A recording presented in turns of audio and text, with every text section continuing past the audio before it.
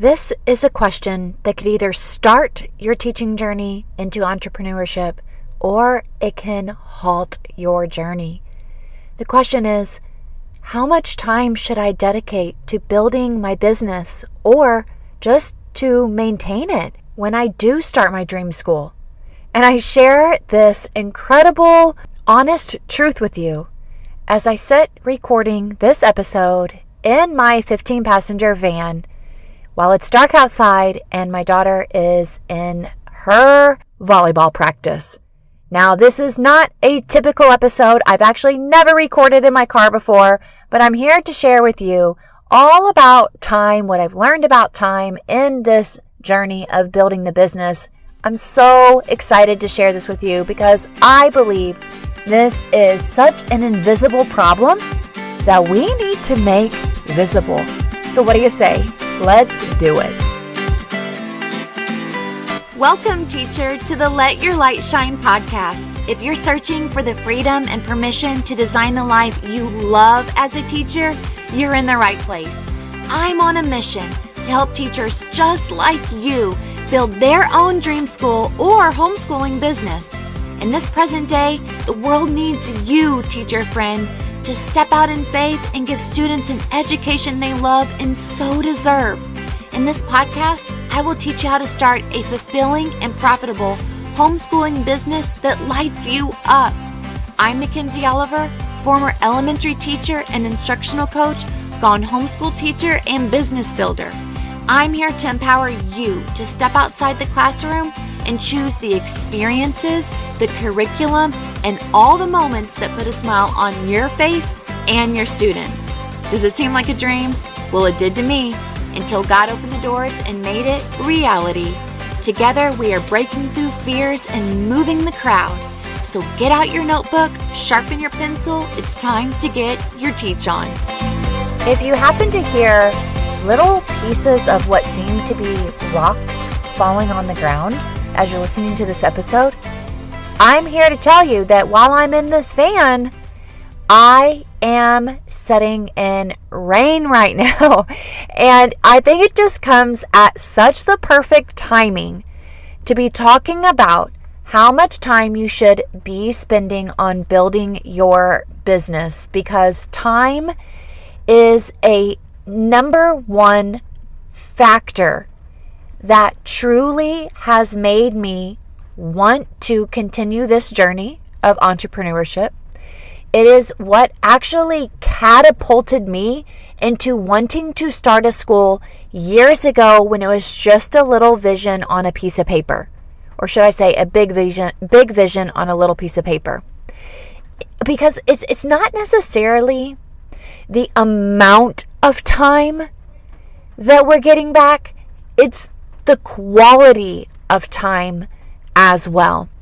And I will say that it is going to be a process, my friend, to wrap your head, your space, your mind, your future on understanding the importance of scheduling and protecting your time through this journey of building your business. Now, I share this with you today, knowing that I was going to record this episode, but that actually is such a God-given idea, okay? To have this episode is a God-given idea that was also confirmed through a couple people that have been conversing back and forth with me through email and handfuls of other teachers who I coach. We talk a lot about time because I value time so much. I am in the love language department. Quality time is my love language. I don't care about fancy diamonds and fancy cars, and you might see me in some of my Facebook Live videos. I am who I am. I don't get myself dolled up. I don't try to put on a production. Maybe one day I will. Maybe one day I will want to invest the time in doing that. But right now, that's not where I'm at. And I share that with you with quote unquote air quotes, saying right now, that's not where I want to spend my time, period. And I think that when it comes to building your business, whether it's you are just now brainstorming, you're just now sitting with the idea that you're going to do it. So this was actually a conversation that someone who I'm coaching had asked me how much time, I don't know how much time I should be spending on building my business each week. And the truth of the matter is, when I sat down and was having this conversation with my husband, I was definitely feeling as if, golly goodness, there have been times where I have worked so hard and so many hours, but I was so unintentional. And there were times where I worked so hard and so many hours and I was intentional. And that time that I was being intentional and creative and spontaneous and inspired, I'd rather spend 20, 40, 60, 80 hours a week like that than to spend 3 to 5 to 15 hours a week banging my head against the wall doing things I don't want to do anymore, or things that are frustrating me, or things that are not in my wheelhouse. And let me just say, guys, it is taking me 4 years to get here. Not only that, I'm not all the way there, but I will tell you that if there is one mission that I want to help teachers and educational entrepreneurs, the one area I want to help you with is freedom in your mind, in your time, and your finances. All of that wrapped into your vision and the hope that you have for your dream school. Now, to get to some tactical pieces of advice, when sharing this with my husband, he's had coaches in his life that have said, touch it every day. Touch it every day. Touch your business every day. So especially for those of you who are just now starting, if you are just still in public school or you are homeschooling and you've got this big idea, my greatest piece of advice would stem from what my husband said, and that is touch it every day. But I will say that I had to give him a little bit of pushback, and I said to him, but what about if you're like in the flow? You know those moments where you get really inspired, you get super creative, and you weren't even really planning it, and now you've just invested hours into something and you got lost, but you walked out of it feeling so good? That's what we like to call batching. Sometimes I batch my work unexpectedly, and I'm like, oh my gosh, I got a couple hours here, and I batch it. Or like right now, video or recording this podcast. Now, I knew I needed to record 4 podcasts today. I knew it. I knew that this week I needed to record 4 podcasts, and it is on a Wednesday. And here it is nighttime, 7:52 p.m. And I typically record in the mornings, like at around 9:30. Don't ask me to. I'm an early bird, but I'm not an early talker. But here it is, 7:52. I never record podcasts at night anymore. I have a couple years ago, every once in a while. Not anymore. But this was the cool part, okay? Here is the cool part. I have started, with the grace of God, to get more and more clarity and vision for how I want to spend my time as a mom, as a teacher, and an educational entrepreneur. I'm here to tell you, it has taken many tears, many pieces of paper in the trash, many time blocking methods, many project management systems, many Google calendars, many planners. And for some reason, I'm giving all of the glory to God. He just helped me.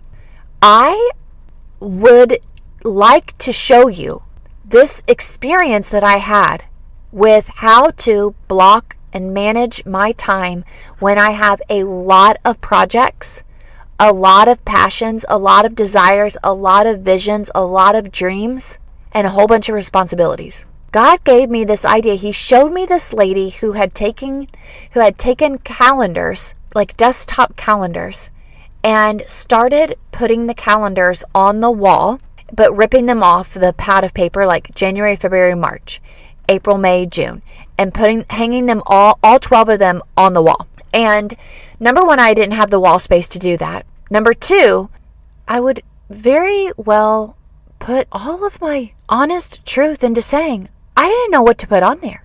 I'm really good at planning my days, my weeks, my months. I'm really good at like kind of having some, rough vision aspirations. But I always wanted to have, this is exactly what I'm going to do this quarter and this semester and this year. And although I've had a version of it, I gave myself the gift of time unintentionally, accidentally, by looking on Pinterest for some inspiration. It don't take much to inspire me. I'm telling you, I'm like, woo, that looks good. Woo, that's fun. Oh, I like it. That's exciting. That's paper and colors and things I can touch and washi tape. Ah. And I got these items and I woke up after not sleeping very well, woke up at 4 a.m. And I said, okay, if I don't go back to sleep by 5, I'm getting up. And I got up, and this was over winter break. I got up.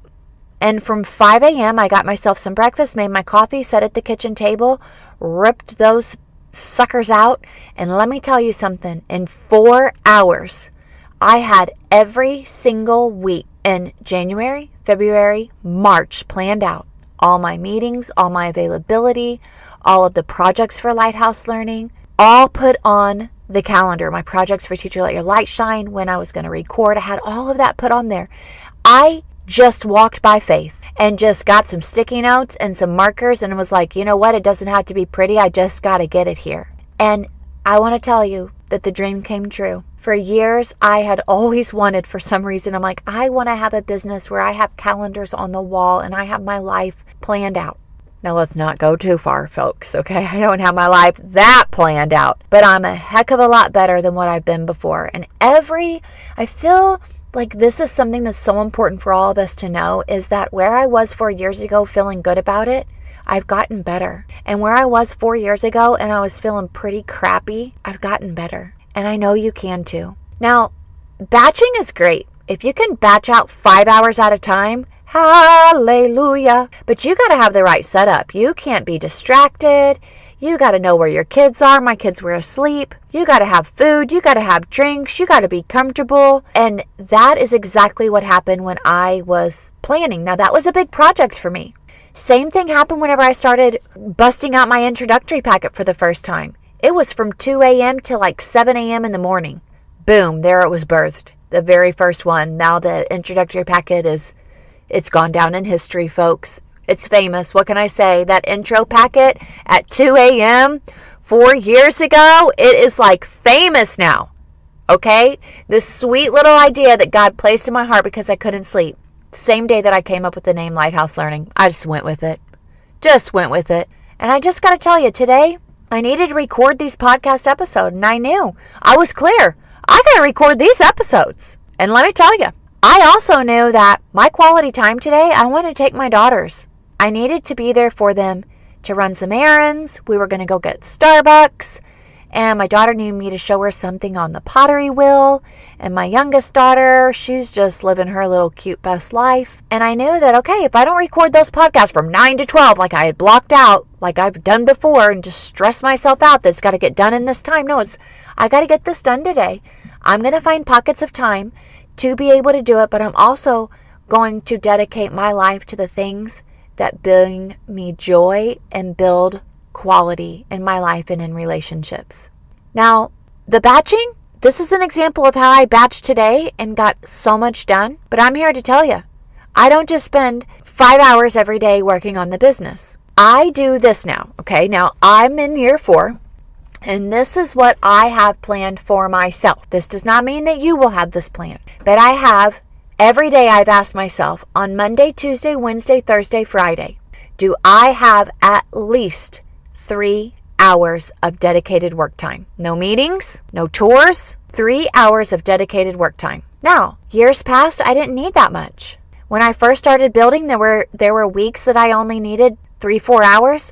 There were weeks that I needed 6-7 hours. There were weeks that I needed 15-20 hours. There were weeks that I worked over 40 hours. Because with each season comes different amounts of time. Guys, there are 4 seasons in life. And you know that there are seasons where the days are shorter, the nights are longer, there's more darkness. And you know that there are seasons where you have the energy and the stamina to go outside because the days are so much longer and so much brighter. Same thing happens in our life, in our time, in our calendars. And I just want to totally verify what my husband said. Because if you are someone who's having trouble with consistency in building your business, batching may not be the best option for you right now. That's what I'm learning with myself. I have a lot of things that I like to do and that I'm really passionate about. And I don't like to task switch where I work on this for 30 minutes and then this for 30 minutes and then this for 30 minutes. I don't particularly like that. But I do have a list of things that I need to get done. And I take them and I put them together kind of like in their own little bucket. And I try to say, okay, on this day, I'm going to focus on these 3 things for 3 hours. I've got 3 hours to work on these 3 things. Tuesday, I've got 3 hours to work on these 3 things. Now, if you're also wondering, well, what happens? You've got 3 hours to work on your business. What about meetings? I've scheduled out my meetings. I've scheduled out my time for coaching. I've scheduled out my time for meeting with my coaches and professional and financial advisors, my teachers, my assistants, my administrative assistant. I've scheduled out time to meet with them as well, knowing though that I cannot give myself to everybody all day long and not be the visionary of our school, because at the end of the day, I could be meeting and okay, this week, yeah, I can meet here. I had to take some time and plan that out. And I hope that you will give yourself the gift to do the same. And I will be honest with you, I've wanted to do this for so many years. So if you're like, I have to, but I can't. I don't think that I think I was scared to do it. I think I was scared that I was going to just be overwhelmed and not know what I was going to do with my time. I don't know. Maybe I didn't have clarity on my goals at the time. And really, although I have goals, there are some goals that I have that I knew they're not fitting on the calendar. January, February, March. They're just not. This is a Q2 goal. So be it, Kens. You just got to go with it, girl. You're trying to fit this project in Q1. And there is no room for that sticky note to be on that part of the calendar. Period. Bottom line. Not if you want to live the life that you say that you want to live, and that is to be with your family and to love what you do, to love how you serve the people around you, including your family, including community, including students.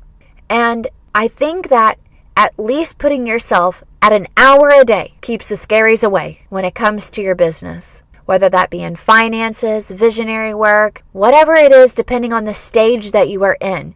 Now, there are going to be different priorities. That's what changes over time. You definitely dedicating at least 1 hour a day. It's like exercising. I thought about this after the conversation with my husband. I thought, I wouldn't go out and train for a 5K all in one day, once a week, and then not put my running shoes back on the next week. And I'm telling you, I've been an advocate for batching. And I say that when you're in the flow, baby, you are in the flow. And I think that there are different ways that we can batch. And I'm learning a variety of ways to batch. That maybe the way that I used to think about batching isn't the right way. Maybe I need to take a week and I batch things out. Like, okay, this week I'm going to batch my introductory packet.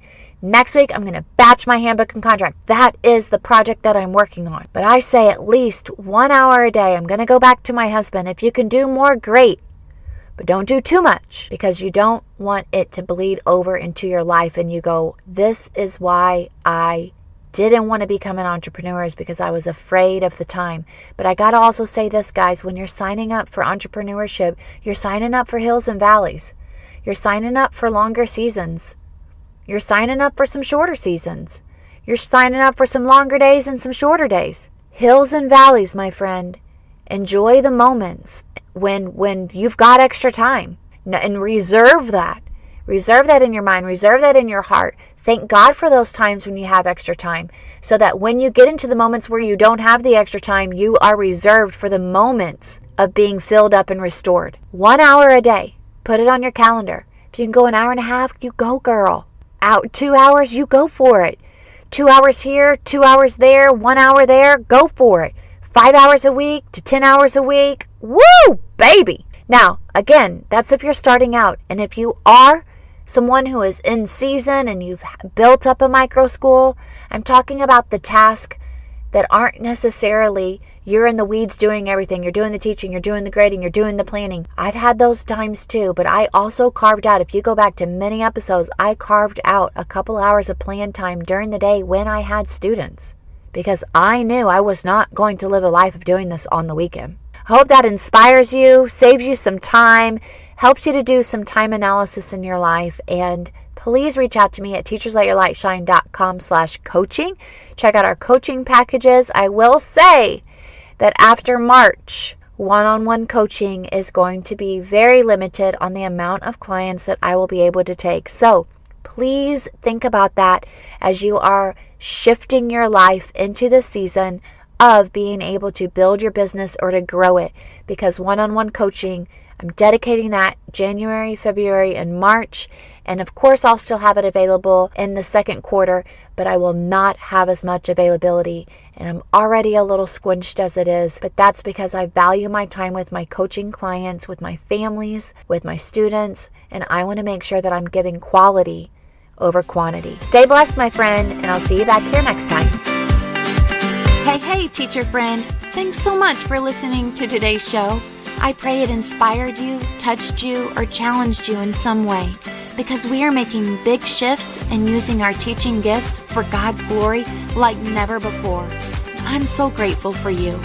The number one way you can support this show is to leave a written review on Apple Podcasts and also share this with another teacher. Come join me in the Virtual Teachers Lounge, known as the Teacher Let Your Light Shine Facebook group. Until next time, keep shining your teacher light. The world needs you.